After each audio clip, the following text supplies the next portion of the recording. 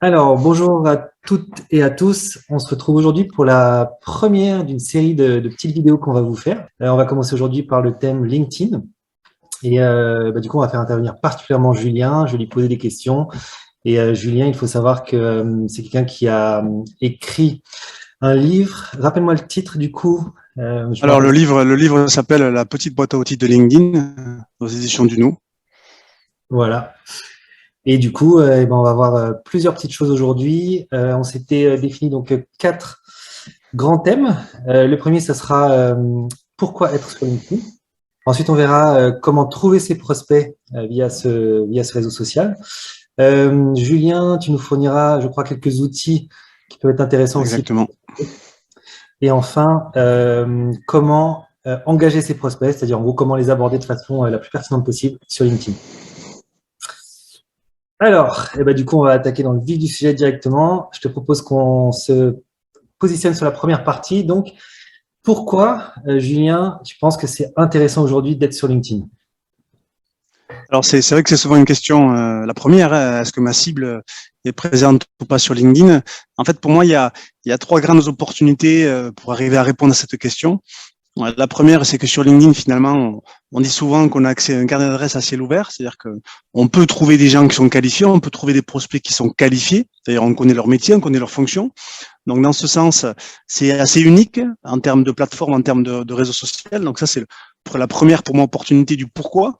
La deuxième, c'est que sur LinkedIn, je dis souvent qu'on a une dimension business, c'est-à-dire que les gens sur LinkedIn qu'on va ajouter en relation, c'est pas forcément des gens avec qui on a une amitié particulière, mais on a un point commun en termes d'activité, en termes de partenariat. Donc, Ouais. moi, c'est pour ça aussi que j'ai fait le choix d'aller sur LinkedIn, pour la dimension business et le côté aussi premium, je dirais, des relations qu'on peut construire, qu'on peut entretenir. Donc ça, c'est le deuxième point. Et le troisième point, c'est que sur LinkedIn, en termes aussi d'opportunités du pourquoi, on peut devenir une référence, on peut émerger, on peut être identifié, on peut être recommandé. D'accord? Aujourd'hui, moi, régulièrement, il y a des personnes qui me sollicitent, de par notamment ce que je publie sur LinkedIn, du contenu que je fais. Et donc, j'encourage aussi tout le monde à se positionner non plus simplement comme un spectateur, mais comme un producteur. Et donc, c'est pour ça que LinkedIn, pour moi, représente des grandes opportunités. Donc, en répondant à ces trois questions, on peut arriver à se dire, j'y vais pas, c'est pertinent pour moi, c'est pertinent pour mon activité. Tout à fait. Et du coup, en fait, là, tu nous parlais un peu de la notion de personal branding, finalement, qu'on croise de plus en plus souvent. On le trouve d'ailleurs beaucoup sur l'axe emploi, où les gens utilisent encore pas mal LinkedIn pour la branche emploi et pour essayer de trouver un job. Et toi, donc, tu l'appliques aussi sur cette notion business, donc un personal branding vraiment business, où on essaie de se positionner finalement sur LinkedIn. Tout à Et fait. du coup, par quel moyen? Parce que tout le monde ne publie pas forcément sur LinkedIn, donc tout le monde n'est pas toujours hyper visible. Quel autre moyen on peut avoir si on ne publie pas soi-même pour se rendre le plus visible possible sur LinkedIn? Alors, c'est une question aussi très intéressante. C'est vrai que moi, je dis souvent que le Graal, c'est, je dirais, ce qui va apporter le plus de puissance. C'est vraiment la création de contenu. Pour moi, c'est le contenu comme un prétexte, comme une permission pour contacter des prospects. Mais c'est vrai que c'est pas obligatoire. On peut très bien imaginer déjà que, bien évidemment, il faut mettre à jour son profil et faire en sorte que le profil corresponde aux gens qu'on veut atteindre. Il y a souvent aussi des fois des lacunes sur ces sujets. Je dis souvent aussi que les gens sur Internet, ils n'ont pas le temps, hein, donc il faut rapidement leur montrer ce qu'on peut leur apporter, pas forcément tout le temps parler de soi de suite. Mais au niveau, pour revenir un petit peu à ta question, ce qu'on peut faire, et je pense ce qui est assez facile à mettre en place, c'est d'essayer notamment dans une semaine de s'insérer un petit peu dans une conversation, c'est-à-dire de manière publique, peut-être d'engager ou de commenter avec Ouais. des personnes d'autorité, des experts ou des gens qui représentent des prospects ou des personnes que vous voulez atteindre. Ça, c'est assez facile. Et l'objectif, bien évidemment, c'est d'essayer de faire des commentaires, de générer des conversations, peut-être qui vont amener des réponses. Donc, c'est vrai que c'est une stratégie qui peut être un petit peu chronophage, bien évidemment, mais vous pouvez commencer par ça, d'accord, plutôt D'accord. que d'essayer directement la partie création de contenu. Ça, vous pouvez le faire dans un deuxième temps. Ok, ok, ok. Donc ça serait via les commentaires en fait sous des publications autres que les nôtres. Euh, et du coup, justement, quand on vient à commenter une publication, est-ce que notre visibilité elle est limitée à la publication qu'on commente ou est-ce que c'est plus large que ça?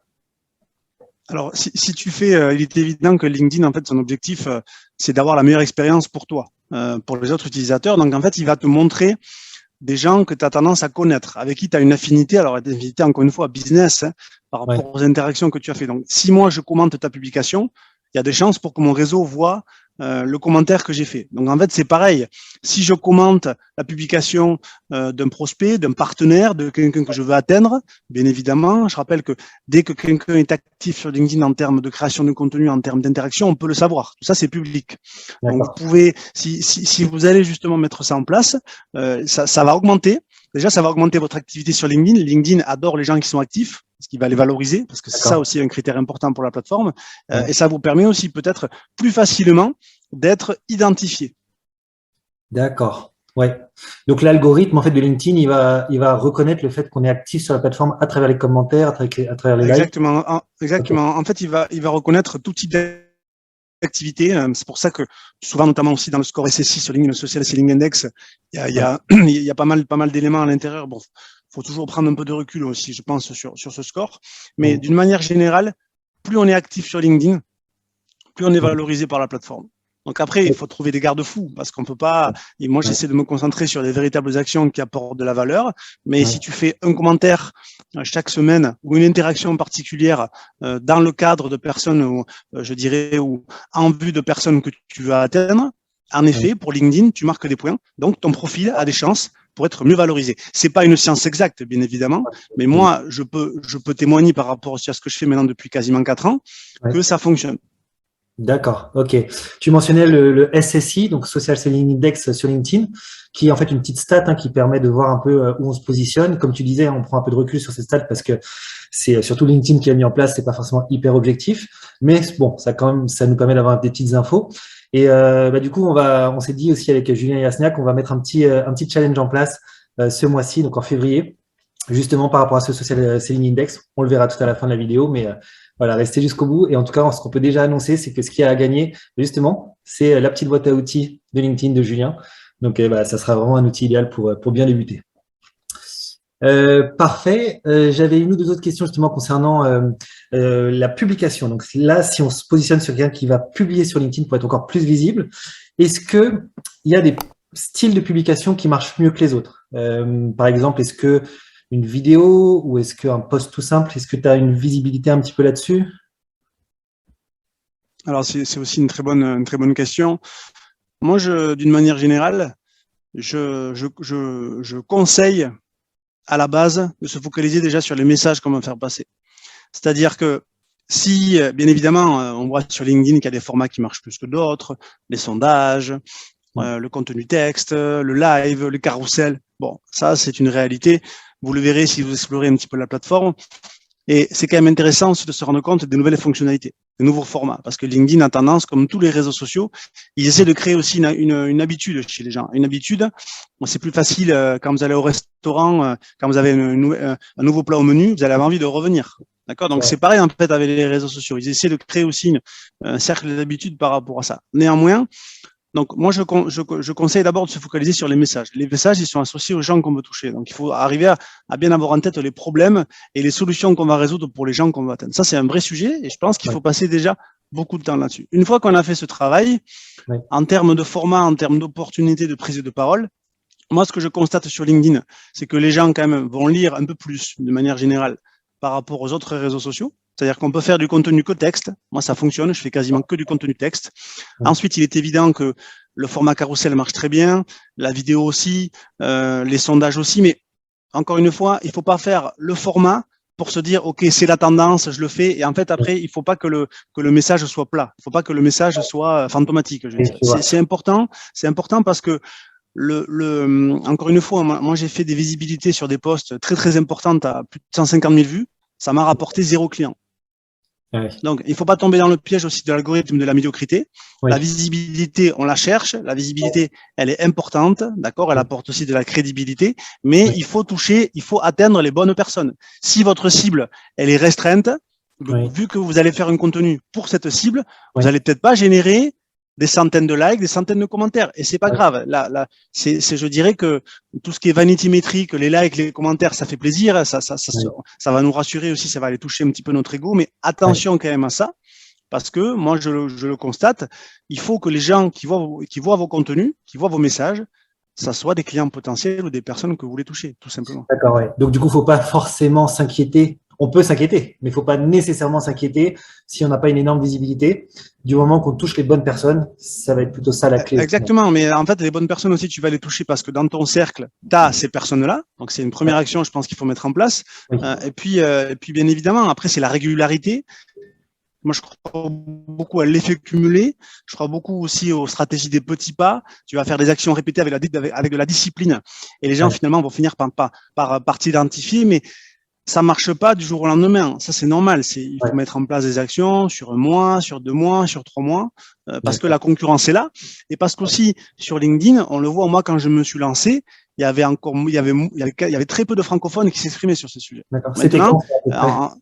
C'était à peu près 2017. Tu vois, 2017, j'ai commencé à explorer la plateforme. Moi, je faisais des formations aussi sur toute la partie social media parce que je suis un ancien community manager et je me suis dit il faut taper un peu plus fort sur LinkedIn. Il y avait moins de concurrence.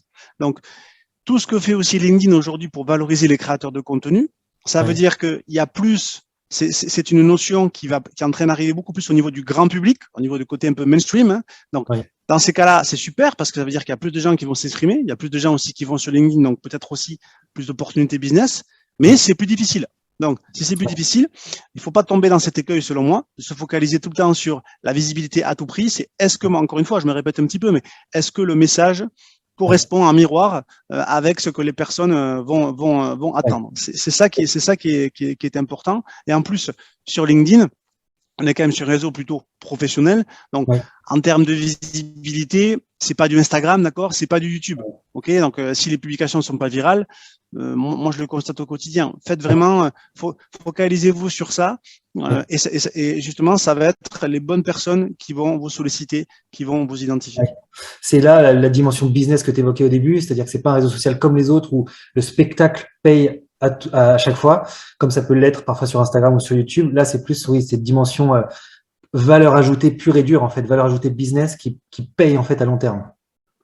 Oui, en fait, c'est vrai qu'aujourd'hui, on a beaucoup du contenu qui va être de l'information et du divertissement, ce qu'on appelle un petit peu l'infotainment. Donc, c'est compliqué parce que moi aussi, je pense qu'il faudrait que je fasse du contenu un peu plus ouvert, des fois un peu plus grand public. Bon, mais moi, en fait, je me focalise vraiment sur mon expertise. Il y a plein de sujets sur lesquels je ne vais pas m'exprimer. Voilà, c'est-à-dire des sujets d'actualité qui pourraient aussi m'aider, bien sûr, à aller chercher plus de personnes. Ça, c'est la logique de consommation d'informations, parce qu'en fait, sur LinkedIn et ailleurs, on est carrément aussi dans la bataille de l'attention. D'accord. Aujourd'hui, on dit presque qu'on est dans l'économie de l'attention. Il y a tellement d'informations qui circulent sur Internet, sur nos téléphones, dans la vie de tous les jours, qu'on a besoin aussi de. Donc, bien sûr, je suis d'accord aussi avec ça. Moi, ce que je dis, c'est qu'il ne faut pas tomber dans ce piège, et qu'il y a une palette de contenu qui est très intéressante sur LinkedIn, donc il faut être au courant de ce qui se passe. Là, on voit aussi qu'il y a le live aussi qui est déployé de plus en plus. Donc, le live peut être intéressant, mais il faut que vous prospectez. Il faut se renseigner sur la nature un peu aussi de la consommation de contenu de vos prospects. Si vous ciblez, je donne un exemple, si vous ciblez les responsables commerciaux dans telle industrie, si on voit déjà qu'ils sont pas vraiment très présents sur LinkedIn et qu'ils sont pas très actifs, est-ce qu'ils vont consommer un live? Peut-être pas. Vous voyez, donc c'est aussi ça en fait, c'est la base de la communication. Hein. Quels sont, je dirais, quel est un petit peu le cycle de décision, le cycle d'information de vos prospects? Il va sur LinkedIn, oui. Qu'est-ce qu'il va faire sur LinkedIn? À partir de là, déjà, si on va pouvoir finalement adapter, parce que moi, je passe du temps sur la plateforme, mais il y a le point faible quand même de LinkedIn aujourd'hui, c'est que c'est un réseau qui est moins addictif. Et il y a des gens qui sont moins actifs. Oui, il y en a peut-être moins qui scrollent en fait tout le mur des publications que ça peut se faire sur Insta ou sur YouTube. C'est moins un réflexe pour l'instant. Ouais, c'est le point faible. C'est le point faible. Moi, j'ai régulièrement des clients qui me disent je regarde pas mes messages LinkedIn. Je regarde pas je regarde pas tout le temps, je veux dire, hein, c'est-à-dire peut-être une fois par semaine. Je vais pas forcément regarder directement mes nouvelles demandes de mise en relation au quotidien. Donc ça. En fait, c'est un point faible. C'est pour ça que LinkedIn travaille aussi beaucoup sur. Ils font des campagnes de publicité à la télévision. Enfin voilà, ils essaient d'encourager. Bon, en France, il y a quasiment 20 millions de comptes sur LinkedIn, donc c'est quand même énorme. Ça veut dire que tous les actifs sont quasiment sur la plateforme. Mais voilà, il faut garder ça en tête. Parce que moi, je suis vraiment un petit peu à contre-courant parfois un petit peu la tendance que je vois aussi sur d'autres personnes qui parlent de ces sujets, qui vont être très court-termistes, qui vont dire dans vos publications, mettez 3 hashtags pour gagner en visibilité. Bon, c'est pas les hashtags qui vont sauver votre message. Hein. Si votre message il correspond pas à ce que veut atteindre les personnes que vous voulez atteindre, ben, ça n'a pas d'intérêt. Ouais, c'est là aussi que peut-être LinkedIn se démarque des autres réseaux sociaux, dans le sens où il faut les autres réseaux, on a souvent l'image qu'on peut réussir quasiment du jour au lendemain sur une publication ou autre, alors que, en tout cas, si on suit tes dires, c'est peut-être plus intéressant du coup de construire son parcours, de gagner en crédibilité business et d'y aller. Et du coup, ça je complète juste sur ça. Moi, j'ai des clients en une publication, ils font 4 rendez-vous prospects. Donc ça peut se faire. Mais pourquoi est-ce que ça marche aussi? Parce que le contenu est attendu. C'est toujours pareil. C'est que moi, en fait, des fois, je viens accélérer je leur dis, bon, mais là, ça peut fonctionner ça. Et en fait, des fois, c'est 2-3 conseils en plus, un peu de stratège, de connaissance de la plateforme qui vont faire que ça va impulser. Mais si le message de fond, il n'y a pas de recherche sur ce sujet, ça sera très difficile pour que ça marche. Et là, du coup, en fait, c'est intéressant parce que tu évoques finalement les deux volets sur LinkedIn. On a parlé principalement pour l'instant du volet visibilité à travers des commentaires, à travers les publications. Et il y a également l'aspect d'aller chercher ses clients, en fait. Il y a l'aspect prospection, peut dire. Il y a le tenant visibilité. Et là, les gens, c'est ce qu'on appelle l'inbound finalement. Les gens viennent à soi à travers le contenu qu'on publie, la valeur ajoutée qu'on amène. Et il y a le côté outbound où on va aller les chercher, nous, sur LinkedIn, qui est une autre thématique. Du coup.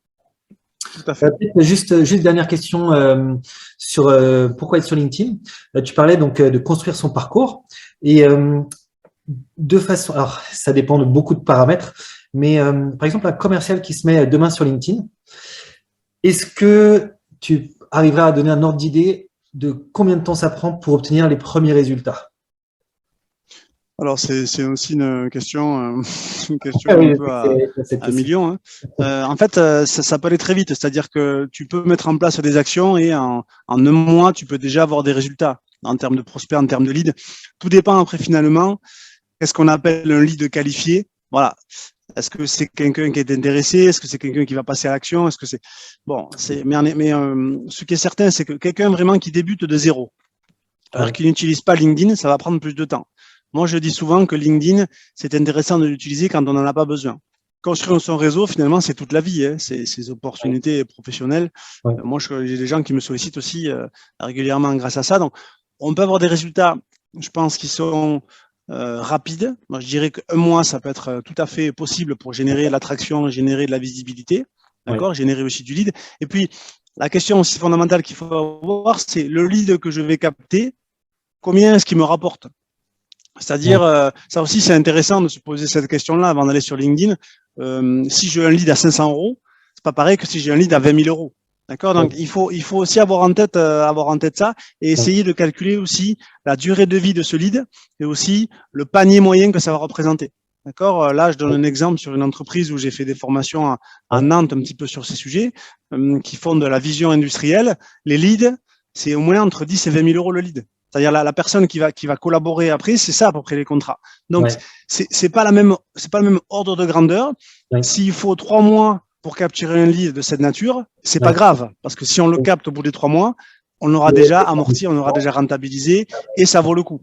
Donc c'est ça qu'il faut avoir en tête, mais en ayant les bonnes méthodologies justement et en respectant un petit peu les piliers qu'on utilise aussi, qu'on enseigne aussi notamment chez Highlight, on a la possibilité rapidement de générer de la visibilité et de faire en sorte qu'on ait des leads entrants réguliers sur LinkedIn. D'accord, ouais. Impeccable. J'avais peut-être une dernière question sur cette thématique, pourquoi être sur LinkedIn? Et toi, justement, qui y est depuis plusieurs années, est-ce que tu as senti justement une dynamique? Tu parlais que toi, quand tu as commencé, LinkedIn était moins popularisé en France. Est-ce que toi, tu arrives à situer un moment, je sais qu'encore c'est une question à 1 million d'euros, mais est-ce que tu situes à peu près un moment où ça a vraiment commencé à décoller? Alors alors moi quand je me suis lancé déjà LinkedIn était déjà quand même assez important. Ce qu'on voit, c'est que depuis que LinkedIn aussi a mis en place les classements d'influenceurs, notamment les classements LinkedIn Top Voice, donc il y a 2 classements d'influenceurs, il y a un classement LinkedIn Top Voice, ça c'est par pays, LinkedIn France, Espagne. Après il y a un classement influenceur mondial où dedans on peut retrouver des hommes politiques, des gens connus de manière, par exemple Jennifer Lopez, ce genre de personnalité. Et ce classement, ça fait à peu près 3-4 ans qu'il est disponible. D'accord. Donc ça doit être à peu près 2018, le début. Il faudra peut-être me corriger si je me trompe sur ça. Depuis qu'il y a eu ça, on voit que LinkedIn est en train en fait de pivoter, c'est-à-dire que LinkedIn, c'est pour ça qu'il y a des gens qui critiquent LinkedIn, qui disent j'aime pas LinkedIn, c'est le nouveau Facebook. Bon, moi je pense que je m'en fiche un petit peu de tout ça. Moi je vois les opportunités. J'en parlais encore cette semaine. Je suis assez froid moi, par rapport aux réseaux sociaux. Ce que je vois, c'est qu'est-ce qu'il y a de bien, et les côtés négatifs, je les accepte. Voilà, il y a des côtés négatifs, je les accepte. Et donc, ce qu'on voit, c'est il y a ce pivot, je dirais, ou ce transfert d'une plateforme en fait qui va rester, et ça sera le cas, je pense encore pendant très longtemps, hein, une plateforme un réseau professionnel pour développer son employabilité, bien évidemment, pour faire du réseau, ça c'est logique. Et on est en train d'aller sur une plateforme pour diffuser de l'information, pour devenir un média, pour, je dirais, être visible, pour être recommandé. Voilà, les classements LinkedIn Top Voice sont, selon moi, aussi l'illustration de ça. Il y a de plus en plus de gens qui créent du contenu sur LinkedIn. Dans ces classements, vous avez des personnes, vous avez des enseignants, vous avez des étudiants, vous avez des freelances, vous avez des gens sur le côté médical, vous avez des gens qui parlent d'énergie, d'industrie. Donc, on pourrait se dire, mais pourquoi ces gens-là sont sur LinkedIn à parler de ça? Et ça, c'est aussi, je pense aussi le pivot de LinkedIn, parce que qu'est-ce que veut aussi, encore une fois, LinkedIn, c'est que les gens restent sur la plateforme. Il y a aussi pour moi cette dualité entre ce que veut LinkedIn et ce qui est bien aussi pour les utilisateurs. Donc on est vraiment sur cette phase-là. C'est pour ça qu'on parle aussi beaucoup de social selling sur LinkedIn, le fait de vendre grâce aux réseaux sociaux. On parle aussi beaucoup d'inbound, le fait de générer aussi des leads entrants, générer des contacts, parce que les prospects sont là, les gens sont là. Il y a beaucoup de gens qui sont en mode un peu veille. Il y a moi, quand je pose la question en formation, beaucoup de gens utilisent LinkedIn pour deux aspects: l'aspect emploi, l'aspect veille informative. Donc, c'est très intéressant de rester. Moi, au quotidien, ce que je fais, c'est que mon objectif, c'est de rester à l'esprit de mes prospects, rester dans leur tête, un peu comme si j'avais mis un post-it sur leur crâne. Là. C'est exactement ce que je veux faire. Et ça va passer à travers notamment le contenu. Oui, voilà, c'est ça la question que j'allais te poser. C'est la publication de contenu et puis éventuellement les commentaires à côté qui font que tu marques. Ouais, ça, tout à fait. Moi, en fait, je génère, on en parlera un peu plus tard, mais moi, j'utilise beaucoup les conversations sur LinkedIn. Je pense que LinkedIn aime les conversations, notamment la messagerie privée. Moi, toutes mes opportunités, elles viennent de là. Mais en fait, je peux contacter des gens comme ça qui me connaissent pas, mais c'est plus facile aujourd'hui aussi pour moi parce que j'ai la possibilité, en fait, de les atteindre de manière un peu moins directe. Oui. C'est-à-dire que moi, quand je reçois des messages privés LinkedIn de gens que je connais pas du tout, bon, ça peut m'arriver d'accepter, ça peut m'arriver de trouver que c'est intéressant. Mais en général, je trouve que l'approche, elle n'est pas forcément qualitative. Et surtout, il faut travailler sur… alors avant, on parlait de personnalisation. Maintenant, il faut parler carrément d'ultra-personnalisation. D'accord. Et c'est là, en fait, où à mon avis, ça pêche un petit peu. Et surtout, il faut de la patience. C'est-à-dire qu'on est habitué à ce que on veut les résultats de suite, on veut de la rapidité. Non, construire un réseau, construire une autorité, devenir un expert sur ces sujets, ce qu'on apprend aussi aux gens directement dans les formations Highlight, ça peut arriver rapidement, mais dans la plupart du cas, ça prend du temps. D'accord ? C'est une démarche au long cours. Et après, vous allez semer. Vous allez faire, il y a des plantes qui vont devenir, ça va être des palmiers, ça va être gigantesque, et il y a des plantes qui vont pas forcément germer, ça va pas fonctionner, les graines vont pas prendre, c'est pas grave, vous allez passer à autre chose. Mais toujours avoir à l'esprit que finalement, votre réseau professionnel, si vous faites une mauvaise impression une fois, c'est terminé. Les gens, ils vont passer à autre chose. Moi, je fais très attention aussi à le côté réputation. Parce que je pense qu'en fait, en ligne, ça peut très vite aller dans un sens, aller dans un autre sens. Et puis, voilà, moi, j'essaie de rester un petit peu dans mes rails. Donc, parfois, en fait, en visibilité sur LinkedIn, on me voit moins. Par contre, en termes de conversation, moi, je génère tous les jours entre 5 et 10 conversations, voilà, avec des gens qui peuvent représenter l'intérêt pour moi. Et je construis aussi des opportunités de cette manière. D'accord. Et dernière petite question, dernière petite question bis du coup. Tu parlais à l'instant donc il y a beaucoup d'avantages sur LinkedIn, mais il y a aussi une petite partie inconvénient qui peut freiner du coup pas mal de gens justement qui n'osent pas se mettre parce qu'il y a des inconvénients. Pour toi, quels sont, à ton niveau en tout cas, les inconvénients de LinkedIn ? Il n'y a pas d'inconvénient. Non, je rigole. Ouais. Non, non, il y a des inconvénients, bien sûr. Mais l'inconvénient, c'est que peut-être ta cible n'est pas sur LinkedIn. D'accord, donc on parlera après de différents outils techniques. On peut vérifier, même si on n'a pas de profil LinkedIn, est-ce que ces prospects sont ou pas sur la plateforme. Donc c'est quand même vérifier ça, l'inconvénient. Il y a des métiers qui sont moins présents que d'autres. Bon, il y a aussi peut-être aussi des tranches de population qui vont y aller moins que d'autres. Ouais. Si tu prends les étudiants, par exemple, il y a beaucoup d'étudiants qui ont peur de LinkedIn, qui aiment pas LinkedIn, qui trouvent que c'est une plateforme qui est trop expert. Donc ça, c'est un petit peu aussi un point faible, je pense. Même si LinkedIn travaille aussi fort là-dessus. Les classements d'influenceurs, c'est aussi pour ça. Hein.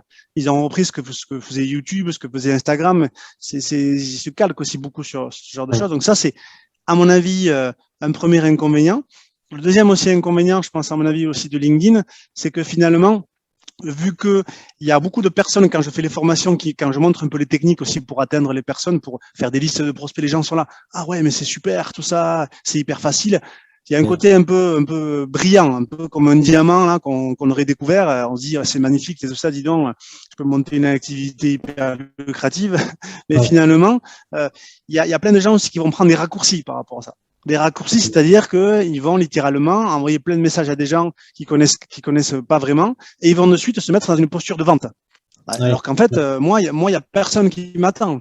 Moi, les gens que je forme aussi sur la partie emploi, je leur dis personne ne vous attend. Alors, à part sur des métiers pénuriques, bien sûr, là, c'est un peu plus en tension. Mais les métiers de la communication, il y a pas forcément, il y a plein de gens qui veulent faire ça. Donc, il faut faire attention à ça parce que ça devient un inconvénient. Il y a beaucoup aussi ça peut être aussi d'ailleurs quelque chose qui peut à terme aussi nuire à la réputation aussi de LinkedIn parce qu'il y a beaucoup de gens qui voient ça et qui vont faire du marketing automation, qui vont envoyer 200 messages par jour à leurs membres sur LinkedIn et finalement, c'est pas bien parce que ça va donner un côté négatif aux autres utilisateurs et ça va leur donner encore moins envie peut-être parfois d'utiliser la plateforme. Donc, selon moi, c'est un petit peu ces deux écueils qu'il peut y avoir en termes d'inconvénients. Et je vais te donner peut-être un troisième. Le troisième, c'est que j'en ai parlé tout à l'heure. C'est une plateforme qui est moins addictive. Oui, je vois. Là, ils ont essayé aussi de lancer le format story avec des contenus beaucoup plus éphémères. Bon, on s'est aperçu que ça n'a pas forcément pris.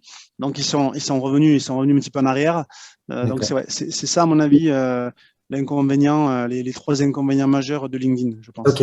Et d'ailleurs, juste pour rebondir sur ce que tu disais sur le fait de certaines personnes d'artiller en fait la prospection sur LinkedIn, de l'automatiser.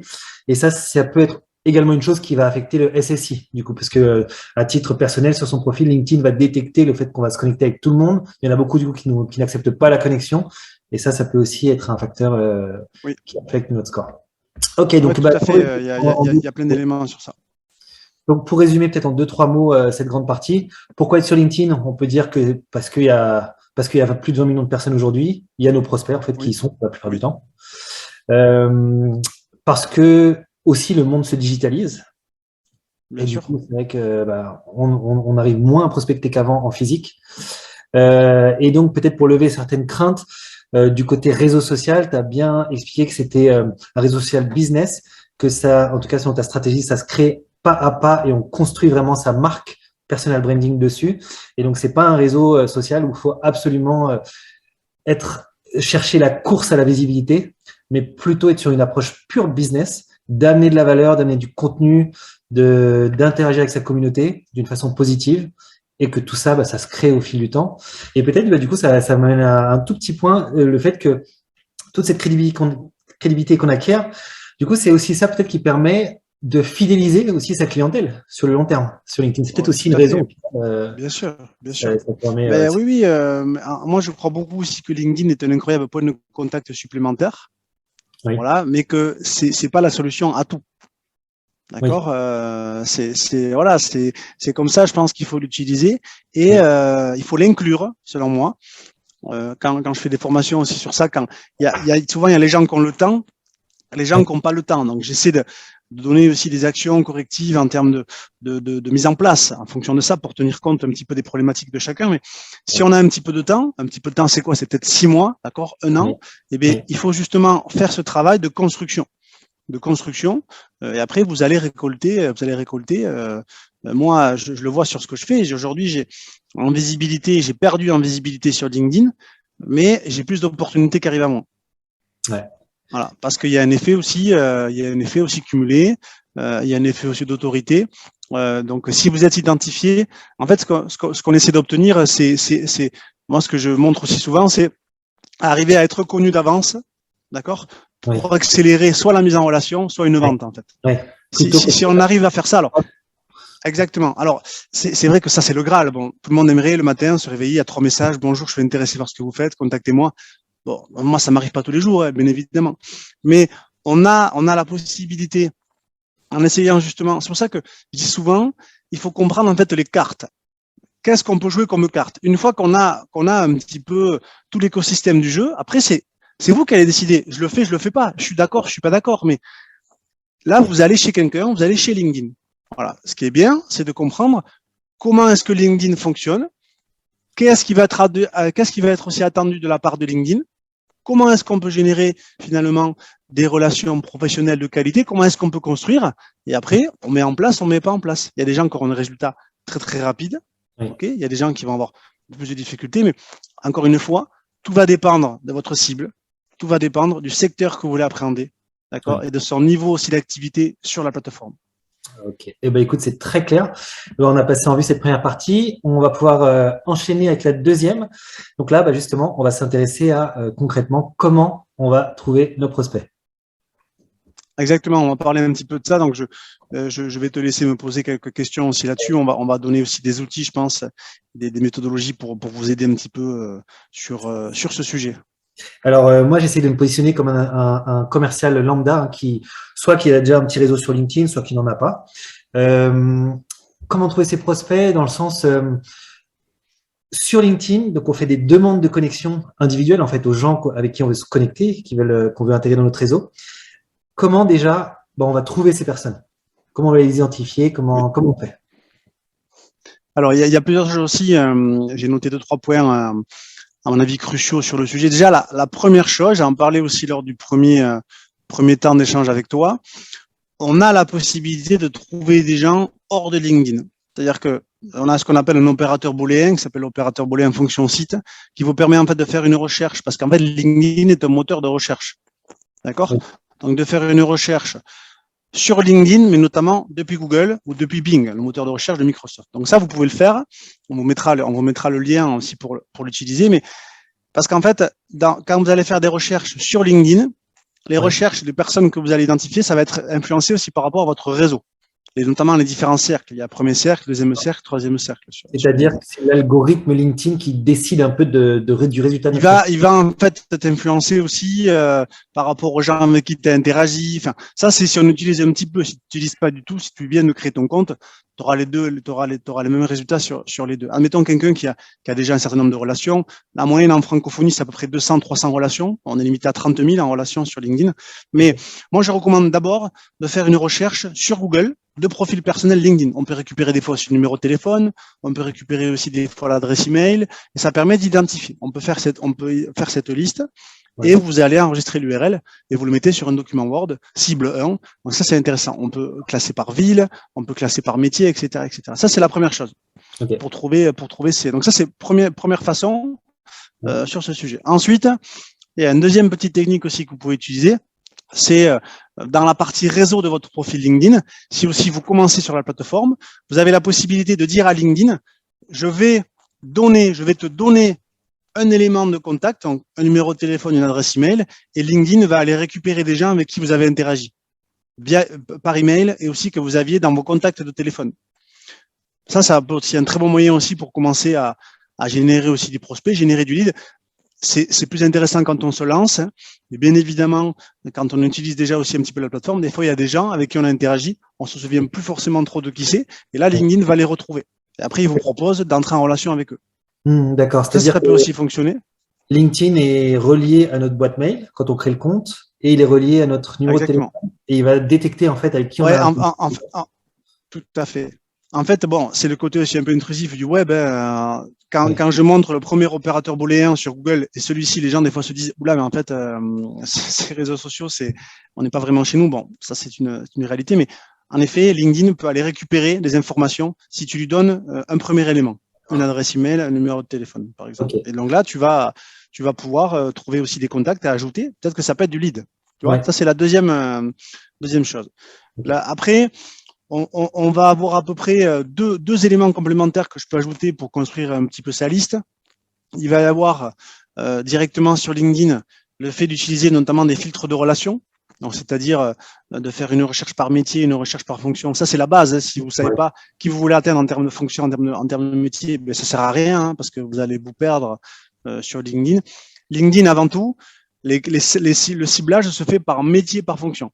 Ça, c'est la base, il faut l'avoir en tête. Oui. Donc, une fois qu'on a fait cette recherche-là, Oui. moi, souvent, ce que j'utilise, c'est le premier cercle. Donc, le premier cercle, premier E, là, qui permet, en fait, de savoir si peut-être dans son réseau. Moi, aujourd'hui, dans mon réseau, il y a des gens, je les connais un petit peu moins que d'autres. Oui. Peut-être que si je lance un produit, je lance un service, je peux essayer un petit peu de les solliciter. Oui. D'accord? Ça peut être une chose. Peut-être que je peux reprendre contact avec eux. Parce que parfois, on peut se retrouver avec 500, 1000, 2000, beaucoup de personnes et on n'a pas Bien forcément sûr, le temps bien de sûr. tête. Et c'est ça qui a appelé le premier réseau. C'est celui avec qui on est en Tout à fait, connexion. le premier cercle. Ouais. Okay. Donc, tout à fait. Ça peut être des gens avec qui peut-être on peut relancer des conversations. Moi, je crois beaucoup aux conversations. Donc, on peut relancer des conversations, prendre des nouvelles, et après, on va de nouveau être à l'esprit de la personne. C'est ça, en fait, avant tout. C'est pour ça que le meilleur moyen de vendre aussi directement sur ces plateformes, c'est pas de chercher tout le temps à vendre. C'est pour ça qu'on me parlait de l'économie de l'attention, l'économie de la valeur. Moi, je crois beaucoup à ça. L'inbound, moi, c'est comme ça aussi que je génère des prospects au quotidien. Donc ça, c'est les différents filtres. Dans ces filtres-là, il y a le premier, il y a aussi le deuxième. Je vais en donner 3 au total. Donc le premier cercle, très intéressant. Il y a deuxième cercle.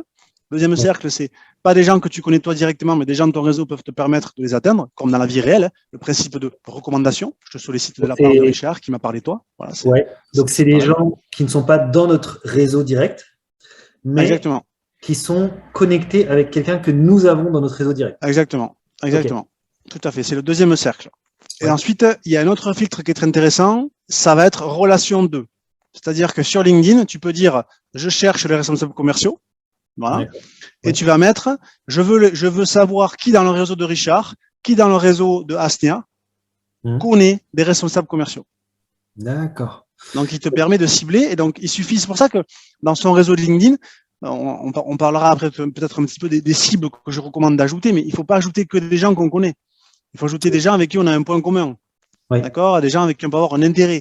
Des professionnels, des décideurs, des recruteurs, par exemple. Et à travers ça, après, on va pouvoir utiliser la machine LinkedIn à travers ces différents filtres. Bon, il y en a d'autres, bien évidemment, hein, en version aussi gratuite. Tout ça, c'est en version gratuite, c'est ce que je dis. C'est pas du tout la version payante de LinkedIn.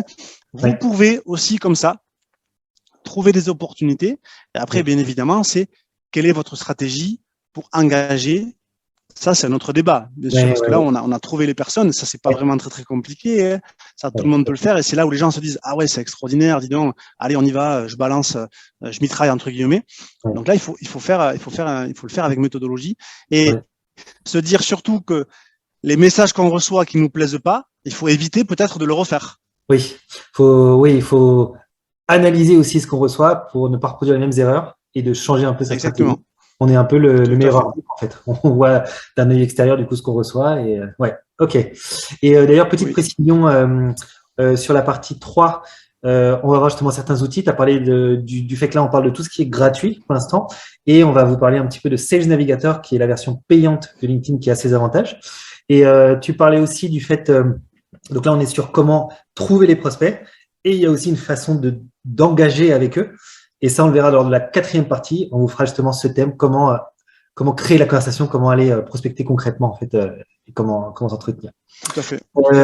Parfait. Donc, si je résume, il y avait dans les méthodes de trouver ses prospects, on a Google, qui peut être un très bon outil au début. Tu nous as parlé, le deuxième point, c'était à travers le premier réseau. Ouais, alors si tu veux, je peux reformuler comme ça. On a le premier, ça va être la recherche depuis Google, d'accord. Le deuxième, ça va être la recherche parmi son réseau de contacts en ajoutant un numéro de téléphone, une adresse email. LinkedIn va récupérer en fait des personnes avec qui vous avez interagi, d'accord. Peut-être que vous les avez dans votre réseau. Hein. Déjà, je veux dire. Le troisième, ça va être la recherche avec des filtres de relations, premier et deuxième, et relation 2, d'accord. Voilà, c'est à peu près ça qu'on a. On en pourrait en donner d'autres, bien évidemment, mais c'est, je pense, déjà très bien pour faire ça. Ok, eh ben, écoute, c'est parfait. On va pouvoir passer à notre troisième partie, donc, qui va concerner les outils de prospection. Ouais, alors je peux donner quelques outils aussi pour venir faire aussi sa liste de prospection sur LinkedIn. Donc la version payante, bien sûr, c'est ce navigateur de LinkedIn qui donne accès en fait à plus de filtres, hein. On peut classer par effectif de l'entreprise, par chiffre d'affaires, par outil utilisé. Donc c'est là l'intérêt aussi de la plateforme.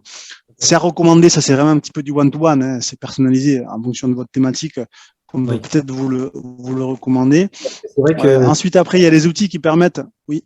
oh, excuse-moi, on peut d'ailleurs parler peut-être prix, le coût de, parce que c'est pas anodin, c'est pas Oui, 5.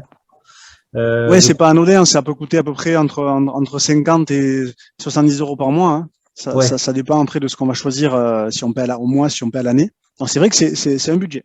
c'est à réfléchir, du coup, comme tu disais, en fonction de notre profil, de nos objectifs, voir si c'est opportun ou pas. Mais ça peut l'être clairement aussi pour certaines personnes. Tout à fait, tout à Et fait. donc, Oui. juste Ce- ce- sur ce- Sales Navigator, oui. euh, donc l'avantage principal, là, tu parlais du fait que ça nous permet d'avoir des recherches un peu plus filtrées, en fait. Est-ce qu'il y a Oui. d'autres avantages intéressants sur Sales Navigator? Ouais, l'avantage, c'est que déjà, tu as accès à des recherches illimitées. Parce qu'en gratuit, tu es limité en nombre de recherches que tu fais sur LinkedIn, hein. Sur Sales Navigator aussi, tu peux classer tes prospects quelque part. C'est comme un CRM, hein. Tu peux les mettre en prenant des notes, D'accord. comme un CRM que tu aurais sur un outil comme HubSpot, ce genre de choses, Salesforce. Ouais. Ça ressemble à ça. En version payante aussi de LinkedIn, tu vas pouvoir aussi rechercher des profils similaires à tes prospects. C'est-à-dire que tu vas dire, j'ai trouvé telle personne, il y Oui. a 400, ça correspond à 400 profils perso. Tu vas dire à LinkedIn, c'est 400 perso, je veux que tu me fasses une recherche similaire. Et il va aller chercher des gens qui ressemblent. Ok. Wow. Donc voilà, ça permet de faire ça. En version aussi payante de LinkedIn, tu vas avoir accès à ce qu'on appelle les emails, c'est-à-dire que tu peux solliciter en privé des personnes sur LinkedIn que tu n'as pas dans ton premier cercle. Tu peux leur envoyer un message. Ok. C'est ce que font beaucoup de recruteurs, beaucoup de personnes qui recherchent aussi des collaborateurs sur LinkedIn. D'accord. Parce que en version gratuite, tu peux faire une demande de connexion. Dans ce Exactement. cas-là, tu es limité en nombre de caractères, en fait. Tu peux que mettre un court message. La fonction inbox que tu sais dans Sales Navigator, Oui. qu'est-ce qu'elle te permet de plus sur cette première connexion comparée Oui. à notre connexion classique? Alors, tu as répondu un petit peu à la question. Elle permet de mettre plus de caractères. C'est-à-dire que tu peux faire comme un messagerie LinkedIn classique, hein. Elle te permet de faire ça. Et surtout, elle est en version aussi payante. Donc, tu as un quota en fait de ça. C'est 10, 15, 20, ça dépend de ce que tu vas prendre sur ce sujet. Donc c'est essentiellement ça, c'est le nombre de caractères que tu vas pouvoir ajouter Ouais. sur la demande. Et après, la personne reçoit un message sur LinkedIn en privé. En général, c'est marqué email. Soit Oui. vous recevez des emails ou vous recevez un message sponsorisé. Là, ça veut dire que c'est quelqu'un dans votre réseau D'accord. qui vous a pas sur LinkedIn. Ouais. Et c'est vrai qu'en version gratuite, du coup, on se rend tous compte que la première connexion, on est vraiment très limité. C'est en gros 2 phrases. Oui, Et, oui. alors que là, Mais c'est on peut faire un petit focus aussi là-dessus, sur la demande de mise en relation. Alors, il y a plein d'études aussi, plein d'enquêtes sur ces sujets. Moi, de ce que j'ai vu aussi en termes d'exploration, souvent les deux éléments qui sont les plus regardés, ça va être la photo et le début du titre. C'est-à-dire que les gens, ils vont regarder, vous les ajoutez en relation sur LinkedIn, ils vont ouais. regarder votre photo en priorité et le début de votre titre. Après, bien sûr, si vous mettez ou pas une note personnelle, un petit Ouais. message de contextualisation, mais c'est pas forcément ce qui est regardé au début. C'est-à-dire Ok. que c'est pour ça que moi, dans l'information, je dis souvent que le titre LinkedIn, Ouais. moi, par exemple, je pourrais dire que j'ai fait un livre, mais en fait, tout le monde s'en fiche que j'ai fait un livre. Les gens, ils veulent savoir directement qu'est-ce que je peux leur apporter. Donc, je vais leur D'accord. dire, je vous aide à travers 3 piliers à développer votre marque personnelle sur LinkedIn. Et Ok. c'est pareil pour un commercial. Un Ouais. commercial, il faut d'abord qu'il mette directement la solution qu'il apporte. Et après, il peut dire qu'il est commercial. Ouais, ouais, ouais. Mais donc, les gens vont toujours pareil, la nature, je termine juste sur ça, mais Oui. toujours pareil, je dirais la nature humaine est intéressée de base par les problèmes qu'on peut résoudre pour elle. Donc, il faut Ouais. adapter ça. Il faut faire en sorte aussi que, d'une manière générale, les premières informations qu'on va communiquer sur LinkedIn, je dirais que ça va amener une consommation de calories pour la personne qui va visiter l'information assez faible. D'accord. Rapide, il faut que ça soit rapide à comprendre. Oui, oui, il faut pas qu'elle se prenne la tête, qu'elle réfléchisse 5 minutes avant de comprendre. Ça, on y reviendra un Exactement. peu plus en détail du coup sur notre quatrième bloc où on va Oui, voir comment on engage cette conversation et on va dire que ça s'en fait partie aussi, c'est le oui, premier message, c'est important. tout à Impeccable. fait. Alors, je vais juste, j'ajoute quelques outils complémentaires. Donc, on a CES Navigator. On a Oui, expliqué qu'il y avait les opérateurs booléens. Et ouais, ensuite, on a deux outils qui permettent un petit peu d'aller récupérer aussi les informations. Donc, le premier, ça va être Link Match. Link Match, c'est une extension Chrome qui permet d'ajouter des contacts LinkedIn automatiquement dans son CRM. Donc, ça peut être intéressant pour suivre d'accord. l'activité des gens Et avec qui on va engager. Et après, oui, comment tu l'écris, Lean comment ça Match? s'écrit? Alors, ça Oui, s'écrit Link Match comme LinkedIn, Link, et après Match comme match de rugby. d'accord. Ouais, Voilà, on peut trouver cette extension. C'est gratuit, hein, c'est un outil freemium. Et ensuite, ok. vous avez aussi un petit outil, moi, que j'utilise au quotidien, qui s'appelle Phantom Buster, qui est comme un fantôme et buster, comme le fait de booster, Ouais, qui va vous permettre aussi de récupérer, de faire un petit peu de scrapping aussi sur vos listes de prospects LinkedIn. C'est-à-dire que si j'ai récupéré 1000 personnes qui oui, correspondent aux gens que je veux atteindre, avec ce petit outil, qui est freemium aussi, je peux oui. scraper la donnée, je peux récupérer, je peux l'aspirer, je peux la mettre dans un document Google Sheet. Voilà, et après, je D'accord. peux suivre ce que je fais avec, je peux, Ouais, ça comme un fait gagner. CRM classique. Donc là, déjà, avec ça, on a la Ouais, capacité de gagner aussi un petit peu de temps ouais, et après de savoir où est-ce qu'on en est, de piloter un petit peu sa prospection ouais. sur LinkedIn. Donc, Phantom Buster et Link Match, c'est des outils en freemium, donc gratuits de base. Tout à fait. Et Oui, Sales Navigator, donc on en a parlé, c'est aux alentours de 50-70 € pour aller vraiment oui, plus loin dans les fonctionnalités de LinkedIn. tout à fait. On peut le tester pendant 30 jours, ça c'est Navigator. Oui, ok. S'il y en a qui veulent le tester pendant 30 jours, vous pouvez regarder. Ça peut être bien de l'avoir en tête. Voilà. D'accord, ok, parfait. Du coup, on va pouvoir passer à notre quatrième partie. Donc, on va parler avec toi, Julien, de peut-être la question la plus importante de toutes et celle qui fait le plus débat sur LinkedIn. Comment on va engager ses prospects, c'est-à-dire quel type de conversation, quel type de message on va envoyer pour être le plus pertinent possible. Donc, dans les parties précédentes, pour ceux qui ne les avaient pas encore vues, on s'est intéressé d'abord à pourquoi tout simplement être sur LinkedIn quand on est un commercial. Comment trouver ses prospects à travers des recherches. Quels outils, on a eu 3 outils, dont 2 en freemium, qui permettent d'être plus efficaces sur notre prospection.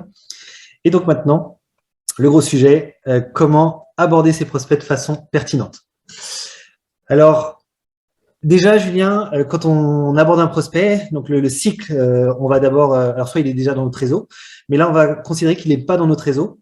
On va faire notre première demande de connexion. Comment serait ton approche? Parce que c'est souvent là que le bas blesse et qu'on passe à travers, on n'a pas de réponse. Comment on peut essayer d'être plus efficace? Oui, alors c'est vrai que on en parlait tout à l'heure.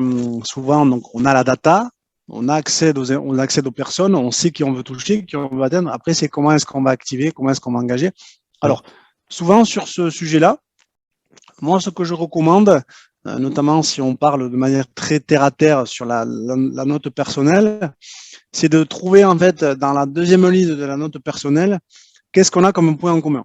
Qu'est-ce qui fait en fait qu'on a un intérêt avec la personne. Donc, si je prends un exemple concret, si oui, je veux ajouter un professionnel qui parle de communication, si je veux ajouter une personne qui fait peut-être qui est dans une école de commerce, une école post-bac, donc je vais dire bonjour à la personne. Moi, je mets souvent le nom de famille, jamais le prénom du premier coup, mais ça c'est une question, c'est un petit peu de sensibilité. oui, Dans la deuxième ligne, deuxième phrase, je vais dire montrer que j'ai un intérêt en commun avec elle. Donc ça peut être une phrase comme vous, je m'intéresse au sujet du nanana. Ça peut être j'ai vu votre profil suite à une conférence de, vous voyez, mais je vais montrer, je vais essayer d'aller chercher, de la rassurer sur le fait en fait que je sais qui c'est et oui, que j'ai un point en commun avec elle. oui. D'accord. Donc moi je travaille finalement là-dessus.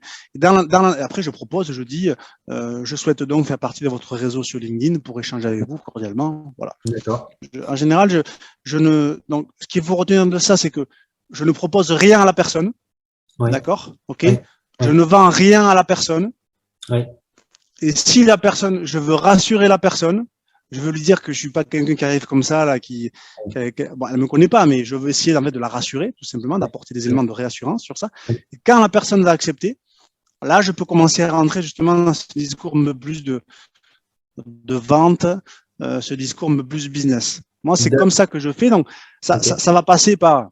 Il est évident que si j'ai 1000 personnes à shooter, si j'ai 1000 personnes à engager sur LinkedIn, ça va être compliqué de faire ça. Ça risque de prendre un petit peu de temps. Donc, il faut trouver, je pense, un petit peu le juste milieu, d'accord, sur ces sujets. Et c'est pour ça que moi, j'utilise beaucoup aussi la prospection inversée sur LinkedIn avec des signaux que je vais interpréter pour déclencher des conversations. Mais il vaut mieux se concentrer, pour bien répondre à ta question aussi, si vous avez 200 personnes que vous avez identifiées, vous découpez par petits paquets, c'est-à-dire peut-être 20 personnes, et ces 20 personnes, vous allez d'abord faire un travail sur quelles sont leurs actualités, d'accord? Est-ce que la personne est active ou pas sur LinkedIn, d'accord? Qu'est-ce qu'elle fait? Et à partir de là, vous pouvez ajouter ces éléments dans la note personnelle. Un exemple concret, c'est votre prospect vient de publier un post qui parle de tel sujet. Il y a des outils aussi pour faire de la veille sur LinkedIn, sur du contenu. Hein. Donc, on a des outils aussi gratuits qui font ce genre de choses. Vous l'avez identifié dans votre adresse email, vous recevez un message qui vous dit Richard vient de publier un contenu sur les formations en light. Vous pouvez utiliser ce contenu-là, ce qu'il a dit lui, dans la note personnelle, pour finalement aussi venir le rassurer. Et ça permet d'augmenter. Alors, ça marche pas à 100%, hein, bien évidemment. Moi, j'ai du déchet aussi dans ça, mais ça permet d'augmenter les chances de réussite. Ouais. Et donc, on n'est pas du tout sur une dimension quantitative que beaucoup de gens pensent sur LinkedIn. On est au contraire sur une stratégie où dès le début, en fait, on bâtit une crédibilité sur la raison pour laquelle on connecte, et ensuite, voilà, un peu au cas par cas, en fait. On personnalise beaucoup. Tout à fait. Alors, si on peut, on essaie de faire ça. Si on a un peu moins de temps, on trouve un peu des techniques un peu plus rapides, hein, mais il faut prendre conscience que la première impression, on l'a fait qu'une fois, d'accord? Et toujours aussi avoir en tête combien est-ce qu'un prospect me rapporte. 1000 euros, 2000 euros, 10 000 euros, 50 000 euros. Ça, c'est fondamental. C'est fondamental dans la stratégie. Ouais. C'est très intéressant ce que tu dis parce que là encore, LinkedIn se différencie des autres réseaux puisque sur les autres réseaux, donc on fait de la masse. Là, on va beaucoup plus individualiser, même si après on aura quand même quelques groupes de personnes à qui on fait un peu de copier-coller. Mais oui, et on se crédibilise dès le début. Et on a aussi, en fait, LinkedIn, de ce que je comprends de ce que tu me dis, c'est un réseau digital, mais en fait, c'est très lié à la véritable vie.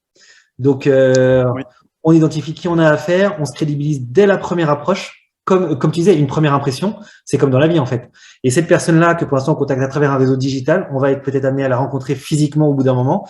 Et donc, il faut qu'on soit vraiment propre et pro dès le début de notre démarche. Et c'est pas du tout venant comme on le voit beaucoup, pour être le plus efficace. Oui, moi je suis 100% d'accord avec toi, mais il y en a qui diraient le contraire. Hein. Il y a vraiment les deux aspects. Moi, en tout cas, j'ai de la patience. Hein. Donc c'est important de dire aussi, il faut un petit peu de patience. Et je dirais aussi que plus on a de digital, plus aussi il faut un petit peu d'humain.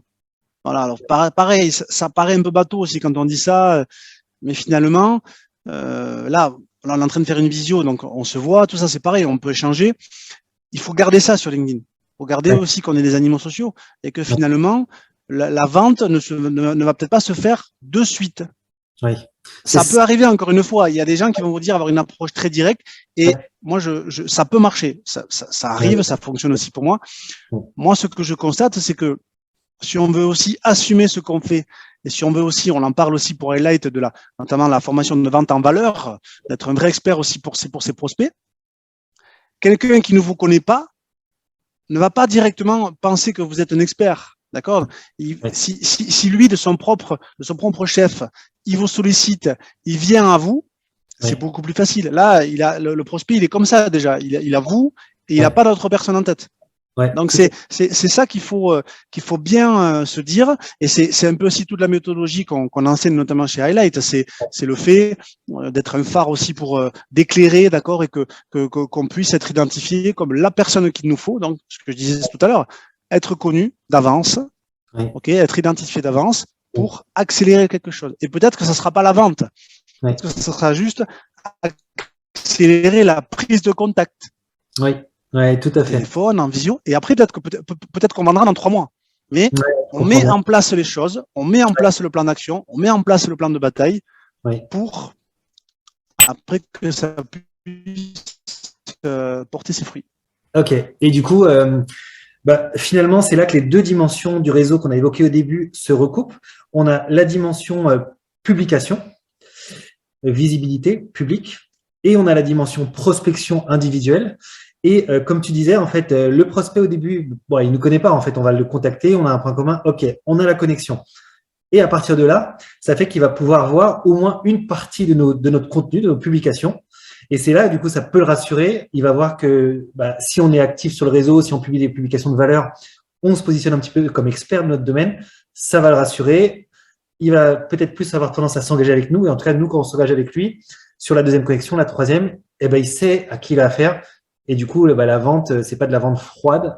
Il se dit, OK, on se positionne. Et là, oui, effectivement, on prend la lumière, comme tu disais. Et c'est là aussi une des fonctionnalités de LinkedIn, de se positionner un petit peu comme ça en tant qu'expert. Oui, exactement, je suis d'accord. C'est pour ça il y a un travail à faire en public avec ses prospects, et après qui peut pivoter sur le côté privé. Ouais. Voilà, moi, je dis souvent d'arriver sur LinkedIn en fait à s'insérer dans des conversations. On en a parlé aussi un petit peu tout à l'heure, pour ensuite peut-être avoir un prétexte, avoir une opportunité pour une discussion en privé. Ok. Et à un moment, tu as mentionné le fait que tu captes, en tout cas, tu es vigilant à essayer de capter certains signaux d'intérêt en fait pour toi ou pour pour ce que tu proposes comme formation. C'est quoi ces signaux, par exemple, si je sais pas si tu as un ou deux exemples. Oui, bien sûr. Non, j'ai des exemples. Alors en fait, j'utilise moi la prospection inversée. Bon, c'est un terme comme ça que j'ai identifié. Il n'y a pas de, je suis pas magicien, hein. Mais je vais interpréter beaucoup les vues de profil. Alors les vues de profil, c'est souvent en version premium de LinkedIn qu'on les a. Moi, je les ai au fil de l'eau. Une personne en compte gratuit aura peut-être que la dernière ou l'avant-dernière. Bon, ça, moi, l'avantage de Sales Navigator, du coup. Ça, c'est la version premium. En effet, tu as accès aussi, c'est pas directement dans Sales Navigator, c'est sur ton compte gratuit, tu as accès aux vues de profil au fil de l'eau. Mais c'est rattaché à ton compte premium, en effet. Okay. Donc, moi j'utilise beaucoup ça. Ensuite, il y a beaucoup de gens aussi sur LinkedIn qui vont vous ajouter en relation et c'est terminé. C'est-à-dire que vous n'avez aucune conversation, rien du tout. Les gens pensent que ça y est. Voilà, on vous a ajouté en relation. Alors, j'ai souvent cet écueil aussi quand je fais des conférences aussi pour des étudiants. Quand je suis en train de parler dans une conférence, il y a des étudiants qui m'ajoutent déjà sur LinkedIn sans mot, rien du tout. Et moi, souvent, j'aime bien prendre l'exemple d'un étudiant en me disant, bon, donc, est-ce qu'il y a Antoine Machin dans la salle? Bonjour Antoine, donc tu m'as ajouté sur LinkedIn, voilà, c'est un autre personnel. Donc je reprends souvent ça. Alors ça crée des fois un petit froid, mais j'essaie un petit peu de choquer aussi, de faire passer un message aussi à travers ça. Les gens qui m'ajoutent en relation sur LinkedIn, quand ça représente un intérêt pour moi, bien évidemment, attention, hein, si c'est quelqu'un qui n'a rien à voir, je ne vais pas engager la conversation ou je ne vais pas accepter potentiellement. J'envoie un message. Je vais accueillir la personne et je vais poser une question ouverte. Moi, ce que je veux, je veux qu'elle se découvre. Alors, pareil, ça marche pas tout le temps, d'accord ? Mais on a la possibilité aussi quand même de réussir sur ça. Donc ça, c'est le deuxième signal que je vais interpréter. Le troisième signal que je vais interpréter aussi beaucoup, c'est les gens qui vont interagir sur mes posts, interagir sur mes publications, qui vont liker, qui vont commenter. Si je les ai pas dans mon réseau, je peux me servir de ça comme prétexte pour interagir aussi avec eux. Bonjour Vincent, j'ai vu que vous avez interagi sur la publication qui parlait de tel sujet, etc., etc. Voilà, on peut faire partie de votre réseau et échanger cordialement. Voilà, je me sers de ça. J'en ai d'autres aussi que j'utilise. Je peux en donner peut-être un dernier. Ça va être aussi, on voit que de plus en plus, il y a des événements qui sont diffusés sur LinkedIn. Vous pouvez participer à un événement. Et si vous constatez qu'il y a votre cible, parce qu'une fois que vous cliquez sur « Je participe à un événement sur LinkedIn », vous allez accéder à la liste de tous les participants. D'accord. Et ça peut être aussi un prétexte. Bonjour, je viens de participer au webinaire comme vous sur ce sujet, donc j'aurais souhaité, comme ce qui se ferait dans une conférence classique. Oui. On va ajouter les gens, on va les, alors peut-être pas, mais moi je recommande de le faire. Donc il faut chercher le prétexte, il faut chercher l'excuse. En fait, nous ce qu'on veut, c'est créer des excuses. Le contenu, c'est la meilleure excuse. Parce que ça permet en fait d'être identifié de suite, même si on a peu de visibilité. Et après, on peut interpréter aussi des signaux. Et donc, in fine, au global, si je veux augmenter mes signaux pour déclencher des conversations business, il faut que mon profil soit actif. Il faut que j'ai un effet cumulé sur le profil. Donc, l'effet cumulé, ça va être par le contenu, par des interactions que je vais générer, par les commentaires, etc., etc. C'est ça qui va faire que, au quotidien, moi, tous les jours, je regarde mes emails, en priorité, je regarde aussi mon LinkedIn et que je vais interpréter ces signaux. Et si c'est intéressant, j'engage la conversation. Et le dernier point que je voudrais dire par rapport à ça, c'est que il faut quand même faire attention. Souvent, on a tendance à se dire, ah, mais là, cette personne-là, je lui envoie pas un message parce qu'en fait, bon, finalement, elle n'a pas besoin de moi.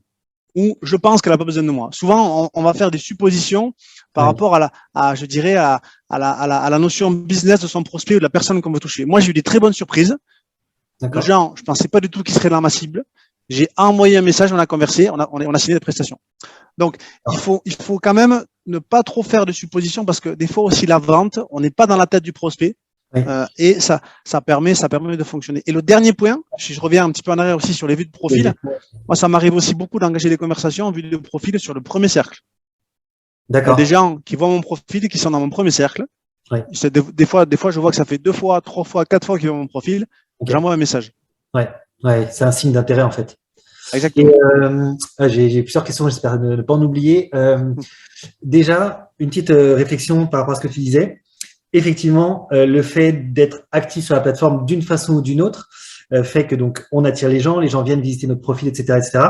Et finalement, si on résumait tout ça en un mot, c'est qu'on gagne de l'influence en fait. On devient de plus en plus influent. C'est ça que les gens viennent.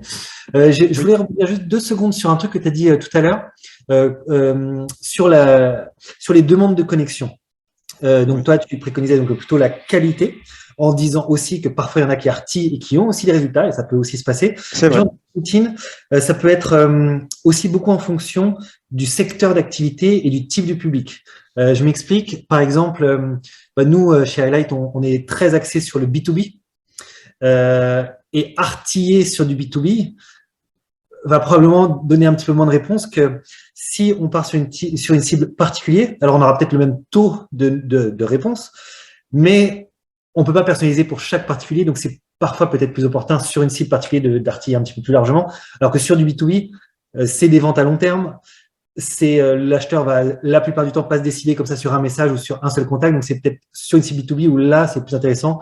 Comme tu dis, enfin, d'autant plus intéressant d'être sur une approche qualitative, presque au cas par cas, qui peut, donc ça varie peut-être un petit peu en fonction des cibles aussi. Tout à fait, je suis d'accord avec toi. Parfait. Attends, alors j'avais une autre question sur ce que tu avais dit auparavant. Donc on a vu l'approche. Bon, ça va me revenir. En tout cas, je voulais parler du fait que on a vu pour l'instant la première demande de connexion. Oui. Donc là, on va partir du cas où notre connexion a accepté d'intégrer notre réseau. Donc maintenant, OK. Pour l'instant, la première connexion, comme tu l'as dit, c'était du soft en fait. On crée juste une conversation avec un point commun. Comment ça se passe à partir de là? Qu'est-ce qu'on fait Ouais, alors si la personne, alors je peux donner quelques généralités. Après ça dépend quand même, bien sûr, encore une fois, du secteur d'activité. Moi, quand la personne va accepter la mise en relation, donc là, je propose rien. Je laisse le choix à la personne, hein, pour pas que la personne se sente enfermée. À partir de ce moment-là, je vais poser notamment alors moi, je recommande de poser une question maximum à chaque fois aux gens en conversation sur LinkedIn, et peut-être pour savoir est-ce qu'il peut y avoir un intérêt mutuel, et proposer aussi un échange pour découvrir notamment ce que fait la personne. Voilà, toujours en fait s'intéresser d'abord en fait au prospect, et après le prospect il est pas dupe. Vous savez, les gens sont pas naïfs. Les gens ils savent très bien que vous allez leur demander quelque chose, mais d'abord de faire cet effort de se renseigner peut-être sur les besoins, sur les problématiques, d'accord. Donc peut-être proposer un échange d'1 quart d'heure sur ce sujet, et après dire justement à la fin de ce message que vous justement vous proposez des solutions qui parlent de tel sujet. Mais d'abord, si on devait faire une hiérarchisation en termes de contenu dans ce second message, c'est d'abord s'intéresser au problème de son prospect. D'accord. OK. Proposer peut-être un échange sur ça. Et juste dire à la fin, un petit peu comme une phrase, comme une signature d'email, hein, à mettre un peu à la fin ce que vous faites. Je vois. Là, ce que tu dis, tu vois, moi j'ai été dans la vente donc B2B pendant à peu près une 12aine d'années. C'est vraiment le pivot par rapport à de la prospection classique, c'est-à-dire à de l'outbound où on va chercher les clients, et la plupart du temps, l'idée c'est d'aller pitcher, même si on pose des questions, mais on va pitcher. aujourd'hui, ce qu'on voit sur LinkedIn, il y a encore beaucoup de gens qui n'obtiennent que peu de résultats parce que justement, ils sont dans cette démarche où, à l'inverse, en fait, deuxième connexion, même dès parfois la première, ou deuxième connexion, bim, je fais ça, voilà, contactez-moi à tel numéro, et ils ont très, très peu de résultats. Et là, ce que tu es en train de nous dire, en fait, c'est une démarche vraiment différente sur LinkedIn, plus en mode, on s'intéresse d'abord à ses problématiques à lui, on parle de lui, en fait, on parle pas de nous, finalement. On parle de lui, et seulement éventuellement à la fin, on dit, voilà, pour proposer. Mais ça, je pense que c'est un message fondamental à comprendre pour être efficace sur LinkedIn. On peut très bien aussi proposer un contenu, c'est-à-dire si vous avez des guides, si vous avez des e-books, d'orienter là-dessus. L'idée, c'est de converser avec la personne. D'accord. Ouais. Bon, après, le but, c'est, vous n'allez pas envoyer 5 messages avant de demander quelque chose. Hein. Mais c'est juste, en fait, d'apporter un petit peu de valeur au début, ou sinon de s'intéresser un petit peu à la personne. Et ensuite, après, vous allez pouvoir vendre. Alors, ce qui peut être aussi intéressant à faire au niveau des messages sur LinkedIn, il y a très peu de gens qui le font. C'est sur téléphone aussi, on peut envoyer des messages audio. C'est-à-dire que vous pouvez accueillir les personnes aussi avec, moi je sais que j'ai un petit accent du sud-ouest, tout ça. Enfin, des fois, la vente aussi, ça va être des choses spécifiques qui vont faire que la personne va vous acheter à vous. Et après, elle va acheter l'entreprise, la solution de l'entreprise. Donc, vous pouvez jouer aussi là-dessus. Vous pouvez jouer aussi sur ces éléments de singularité qui vont faire que vous allez créer une aspérité, vous allez créer un petit relief autour de votre personne et la personne va se dire, ah ouais, ok, c'est intriguant. Des fois, nous, ce qu'on veut, c'est briser la glace, en fait. Ouais. Après, la solution, vous l'avez, vos prospects peuvent être intéressés. Mais c'est le temps qu'ils vont consacrer peut-être à écouter votre message. Oui. Et peut-être que parfois, ça va passer par des éléments de personnalité avant. Donc, personnalité, s'intéresser à la problématique un peu du prospect. Oui. Et après, vous parlez de vous. D'accord, ouais, très bien. Mais là, c'est vrai que ça paraît facile, hein. Ça paraît très facile quand on le dit comme ça. Ouais. Après, de le mettre en place, parfois c'est un travail, hein. C'est pour ça qu'il y a souvent aussi des accompagnements, stratégies de scénario de conversation. C'est peut-être là où on passe le plus de temps. Et il faut tester, il faut itérer. Oui. Il faut tester, voir ce qui marche. Essayer un peu quasiment de tenir des stats, en fait, si on peut, une fois par mois peut-être, ou en tout cas avoir un petit suivi là-dessus. C'est important. Et d'ailleurs, je rebondis sur ce que tu disais sur les modes d'engagement de notre prospect. Première connexion, on n'a pas trop le choix, donc on a un court texte et puis on peut pas mettre de pièce jointe ni quoi que ce soit. Et là, tu vois, j'ai ouvert en même temps mon LinkedIn, par exemple, sur l'onglet conversation, messagerie. Et il faut savoir que du coup, sur le deuxième message, là, on a plus d'options. Oui, donc, tout à fait. On a parlé, alors là, c'est valable aussi pour la première connexion, tu as parlé sur le message vocal qui est possible. Mais en deuxième message, je suis en train de voir, tu vois, on peut joindre une pièce jointe, comme tu disais, ça peut être un e-book ou autre chose. On peut mettre une image, on peut mettre un GIF éventuellement ou voir un émoticône. Donc ça enrichit en fait vachement. C'est une première pari, en fait, la première connexion et après on est beaucoup plus. On est plus.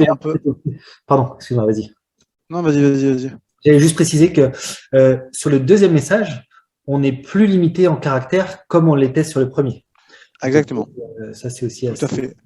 On peut envoyer aussi des vidéos. Une vidéo de vous en train de parler à la personne. D'accord. Ça, il y a des outils qui font ça. Hein. Je pourrais donner un outil qui fait ça là sur LinkedIn. Vous allez dire bonjour Richard, j'espère que tu vas bien. C'est une vidéo de vous de 15 secondes. D'accord. Donc là, c'est directement. Donc on est sur son compte, on prend son téléphone, on se filme et à travers cet outil. Alors soit on le fait sur téléphone, c'est à vérifier si c'est disponible ou pas. Mais sinon, on peut le faire sur ordinateur. On fait sa petite vidéo, 10 secondes, et ensuite il y a un lien qu'on va envoyer au prospect sur LinkedIn. Et ça sera une vidéo hyper personnalisée. Ouais, grave. Ouais, c'est clair. L'interlocuteur, il doit avoir à ce moment-là l'impression qu'il parle véritablement à une personne. Et c'est là, une fois de plus. Oui, tout à fait. C'est vraiment ce que je retiens là de notre conversation aussi. C'était très riche, mais ce côté où il y a vraiment peu de frontières entre le digital et l'humain sur LinkedIn. C'est un réseau qui mélange énormément les deux. Là, l'exemple avec la vidéo, c'est vraiment ça au final. La façon d'engager les conversations. Ok, c'est parfait. Et peut-être du coup, voilà, on a vu le deuxième message où on va essayer encore plus un petit peu de s'intéresser à ses besoins, etc. Et donc, c'est à partir éventuellement de ce deuxième, voire le troisième message où là, on va se mettre plus en avant. Oui. En tout cas, oui, de toute façon, au bout d'un moment, il faut demander quelque chose à la personne. Moi, ce que j'essaie de faire souvent, c'est en posant une question ouverte. Si la personne répond, la personne répond, elle va se dévoiler un petit peu. Et à partir de ça, moi, je peux essayer de raccrocher à une offre que je peux avoir, à une solution. Et après, j'essaie d'aller rapidement sur un échange téléphonique, visio. Voilà, si on peut faire la visio, je pense que c'est le top. Oui. Parce que pareil, ça permet aussi d'avoir voir la personne, c'est quand même plus facile. Moi, c'est ça que je fais. Et vous générez au quotidien des conversations business qui vous apportent des opportunités. Il y a des gens qui vous sollicitent en direct, il y a des gens qu'il faut aller chercher. Ouais, tout à fait. Et c'est peut-être aussi l'approche qui est intéressante là maintenant avec ce contexte depuis 2 ans du coup de la crise sanitaire où on a beaucoup de gens, de clients en télétravail qui n'ont peut-être pas forcément envie d'être prospectés, mais par contre engager une conversation même pour leur propre bénéfice, pour se tenir au courant du secteur, connaître les nouveautés, etc., bavarder avec la personne. Bien Ça, sûr. c'est vraiment intéressant. Et au final, c'est vrai que pour un commercial ou une commerciale, ça peut être un petit peu déstabilisant, surtout au début, d'être sur une approche comme ça, non pas de pitch, mais de conversation. Enfin, moi, en tout cas, je le vois maintenant au quotidien. On s'y fait.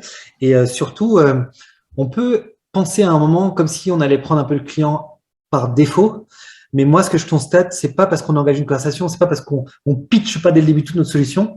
Les clients sont des adultes. S'ils acceptent la solution, surtout sur un réseau business comme LinkedIn, comme tu l'as dit, ils savent au final qu'on est là pour faire du business. Et donc, c'est un échange. On met pas le couteau sous la gorge à qui que ce soit. C'est un échange. Après, si la personne n'est pas intéressée, elle décline Bien sûr. pas de souci. Donc, très bien. Et justement, je vais rebondir sur la fonction vidéoconférence, visio. Alors évidemment, on a la possibilité de mettre un lien, d'envoyer le lien à la personne sur un lien Zoom ou autre. De mon expérience, LinkedIn a récemment ajouté une fonction visio directement dans la boîte de messagerie.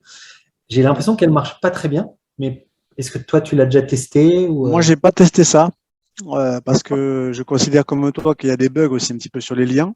Ouais. D'ailleurs, on en a fait l'expérience aussi un petit peu tous les deux. Donc, moi, j'utilise, pour l'instant, cette fonctionnalité, je ne l'utilise pas. Ouais. C'est plutôt un lien Zoom qu'on fournit à la personne. Et, c'est souvent un peu et en plus, la personne qui veut faire une visioconférence, ça veut dire déjà qu'elle est d'accord. Donc, en général, ça vient pas à partir du deuxième message, ça vient à partir du troisième. Moi, je l'ai pas testé, mais c'est toujours pareil. C'est aussi une bonne chose parce que ça montre aussi que LinkedIn propose des fonctionnalités qui sont complémentaires. Donc oui, à tester. Voilà. Moi, je sais que le côté vidéo prend une place de plus en plus importante, c'est certain. Et peut-être une dernière question sur justement maintenant cet aspect vidéo ou appel téléphonique, peu importe. Là encore, quand tu es commercial, tu as vraiment une volonté de closer, comme on dit. Donc, tu vas un peu te précipiter, tu vas pitcher, tu vas y aller un peu en force parce que tu dis, ça y est, j'ai eu les 2 premiers feux verts, la première connexion et le OK pour faire une visio. Quelle serait, toi, ton approche au moment de la visio? Est-ce qu'à nouveau, tu pars des problématiques ou est-ce que là, tu vas switcher pour te dire, là, je vais pitcher, je vais balancer mon… Comment tu approches cette visio? Moi, c'est pareil. Hein. J'ai une liste de questions que je pose, des questions ouvertes. Par exemple, je vais dire, c'est quoi tes plus grands problèmes sur LinkedIn? Qu'est-ce qui te manque aujourd'hui pour réussir sur LinkedIn? Voilà, j'ai une liste de questions que je vais reprendre. C'est une trame. Des fois, je prends des libertés sur ces sujets. Et toujours pareil, à partir des réponses, je vais formuler, je vais dire à la personne, OK, moi, je pense que je peux t'aider. Voici comment est-ce que je peux t'aider. Et après, je fais un récapitulatif par email. Ça prend pas. Mais si c'est des gens qui vous sollicitent par rapport à ce que vous avez fait sur la plateforme, si vous augmentez aussi votre expertise, 90% de chances pour que la personne dise qu'elle soit déjà convaincue en fait. Elle sait déjà qu'elle veut travailler avec vous. Après, alors un peu de négociation sur ça, est-ce qu'on va chercher le compromis? C'est une vraie question. Mais moi, je fonctionne toujours comme ça. Après, ça dépend il y a des gens en visio direct, ils vont dire, bon, OK, je suis intéressé, vous proposez quoi? Voilà. Ça va dépendre, en fait, je vais m'adapter un petit peu à la personne, mais c'est certain que je vais ajouter dans ma visio un appel à action très clair vers ce que je fais. Parce qu'on est quand même là pour vendre. Hein. Ouais. Et peut-être une petite parenthèse sur, du coup, tu sais, il y a notre nom sur notre profil et en dessous, il y a notre fonction. Et toujours dans cette étude d'engager les clients, peut-être il peut être judicieux de ne pas forcément mettre en gros notre fonction commerciale, prospection, chasseur, etc. Oui. Ça peut un petit peu effrayer peut-être. Oui, tu veux dire dans le titre? Ouais, dans le titre Oui, personnel. ben oui, mais dans le titre, je reprends l'exemple de ce client sur Nantes, ce client qui propose des solutions notamment de vision 3D pour avoir des gains de production à la sortie de la chaîne d'approvisionnement, tu vois. Ouais. Ben, les commerciaux, leur titre LinkedIn, il n'y a pas marqué qu'ils sont commerciaux. D'accord. Il y a Et- marqué en fait qu'ils permettent de réduire les défauts de la chaîne de production avec un contrôle 100% digitalisé. donc, à Et nouveau, après, et après, il y a marqué qu'ils sont commerciaux. d'accord. Donc, ils sont à nouveau sur cette approche problématique client number one Oui, oui, et après, moi. Donc, c'est d'abord le client. Et, exactement. et là, on rejoint la notion, bah, c'est nous un peu ce qu'on enseigne chez Highlight, c'est d'abord projeter la lumière sur le client, mettre vraiment Oui. sa problématique en avant. Et donc, on applique aussi sur LinkedIn. Et c'est comme ça que derrière, entre guillemets, on brille. C'est comme ça que le client, à force, il va comprendre qu'on s'intéresse à lui. Du coup, il va s'intéresser aussi à nous en réciproque et qu'on peut petit à petit se positionner en tant qu'expert. Ok, bah écoute, c'est très Oui, clair. oui, je suis d'accord avec toi sur ça. Mais toujours pareil, il y a les deux aspects qu'on peut utiliser.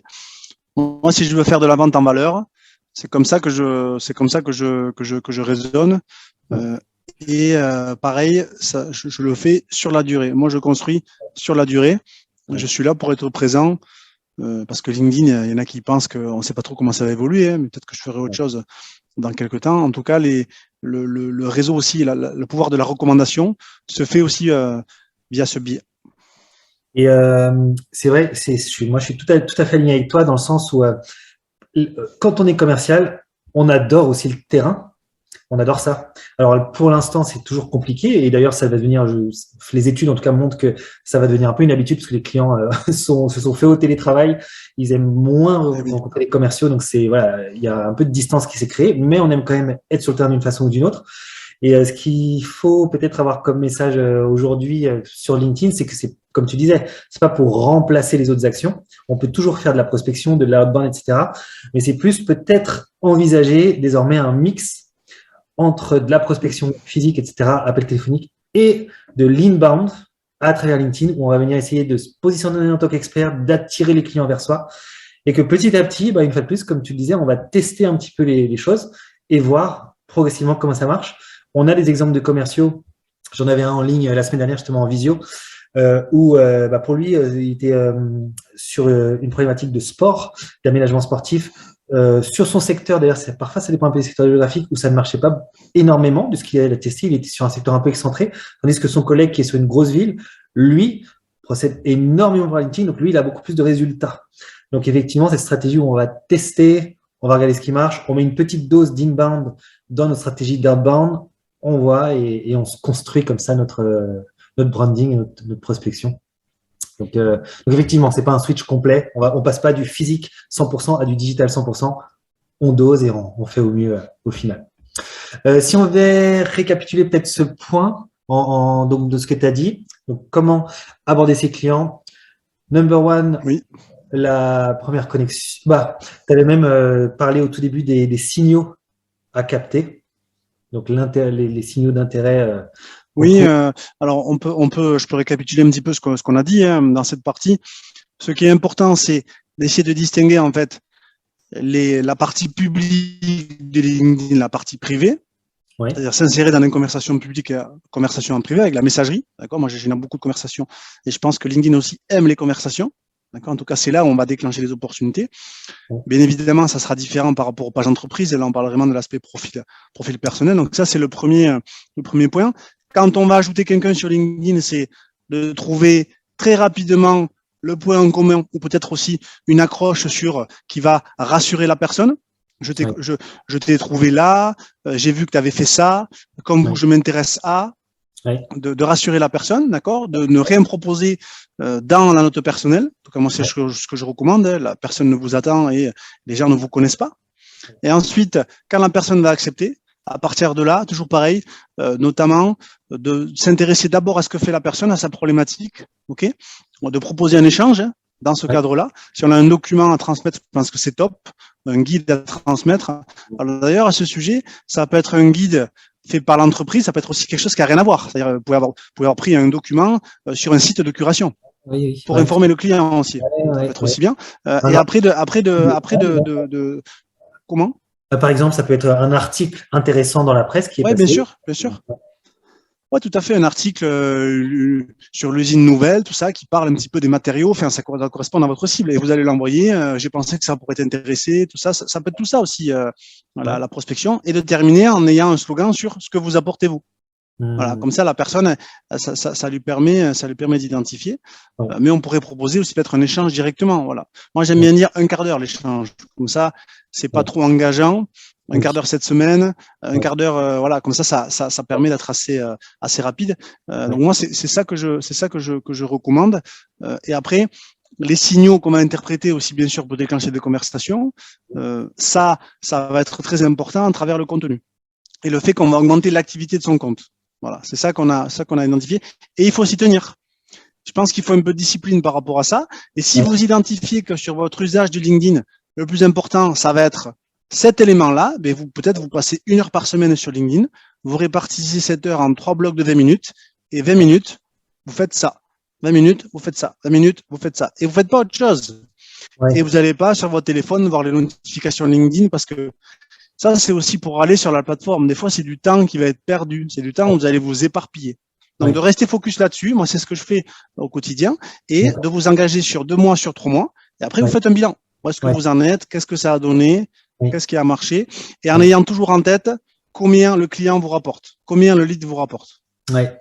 Et du coup, quand on a testé, comme tu dis, plusieurs méthodes, on voit celle qui marche et celle qui marche pas. Et au final, on arrive comme ça à se construire un petit peu son emploi du temps LinkedIn avec ce qui est le plus Bien efficace. sûr. Et ça peut être ouais, très intéressant avec peut-être 6 mois de recul ou 1 an de recul. Et là, du coup, on devient ultra efficace pour notre cible client au final. Tout à fait. Eh bien, écoute, c'est impeccable. Dernière chose qu'on va voir, bah, c'est le petit jeu, le petit challenge qu'on va mettre en place. Alors, on vous a parlé tout à l'heure du SSI. Donc, c'est un peu la façon dont votre profil devient de plus en plus influent sur LinkedIn.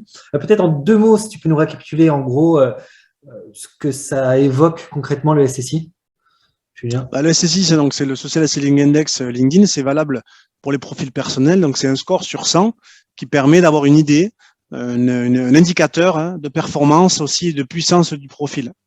D'accord. Et LinkedIn, d'ailleurs, c'est un outil intégré à LinkedIn et il va regarder justement quand vous faites des demandes de connexion, le nombre de gens qui acceptent. Il va regarder les publications, si elles sont populaires, vos interactions à travers les commentaires, etc. Donc, en fait, il prend tout en compte et il en fait un score sur 100, comme tu as dit, qui va refléter en gros notre influence sur le réseau. Donc, le challenge, eh ben, il Exactement.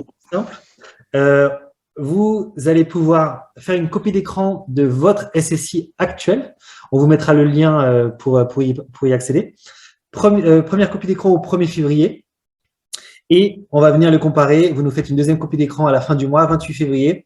Et la personne qui aura le plus fait évoluer son SSI gagnera le livre de Julien. Si tu peux, du coup, nous faire un petit aperçu du livre à l'écran, Tout à fait. top. Ouais, le livre donc aux éditions Nuno, la petite boîte outils de LinkedIn, qui représente un petit peu tout ce que je donne comme conseil sur la plateforme. On vous l'enverra directement. Voilà. Livré à domicile, direct. Et c'est la Bible. C'est la Bible pour s'en sortir sur LinkedIn. Donc, bah, c'est parti pour le challenge. Pensez bien à prendre les copies d'écran, vous nous les envoyez en privé. Et pensez également, dans le cadre de ce challenge, à liker notre page entreprise Highlight. Et ben, on vous souhaite du coup bon courage, bonne chance à tous. Bonne chance à tout le monde. Et ben, je te remercie, Julien, pour toutes tes interventions. Et on se retrouve du coup.